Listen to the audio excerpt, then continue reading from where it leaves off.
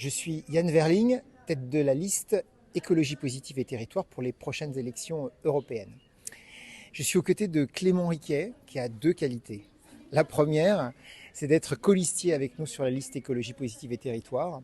La deuxième, c'est d'être conseiller municipal délégué aux espaces verts ici à Toulouse.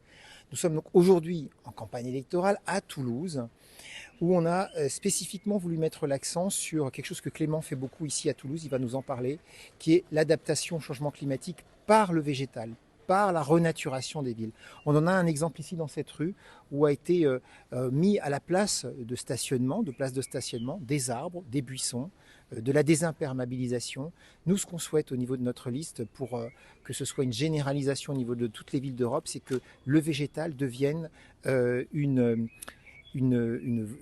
solution à l'adaptation, au rafraîchissement des villes partout en Europe face au réchauffement climatique. Mais maintenant, je vais donner la parole à Clément pour qu'il nous explique ce qu'il a fait concrètement ici à Toulouse.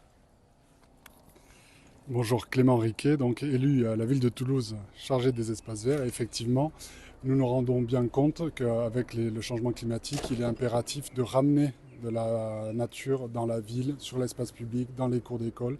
C'est ce que nous faisons ici à Toulouse et c'est ce que nous devons faire partout en France, partout en Europe.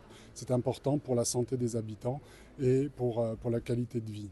Alors ici, effectivement, nous avons, dans le cadre du plan 100 000 arbres impulsé par le maire, nous avons, en concertation avec les habitants, planté de nombreux arbres. Et nous devons le faire et généraliser ces opérations. Et aujourd'hui, je pense qu'il est important que l'écologie ne soit pas simplement l'apanage de certains partis de gauche, d'extrême gauche, ou qu'elle soit rejetée par certains partis d'extrême droite, mais au contraire, ça doit être une écologie à laquelle tout le monde peut participer. Tout le monde peut participer, que ce soit les entreprises, les associations, les administrations, les habitants et bien sûr les collectivités, l'État et l'Europe.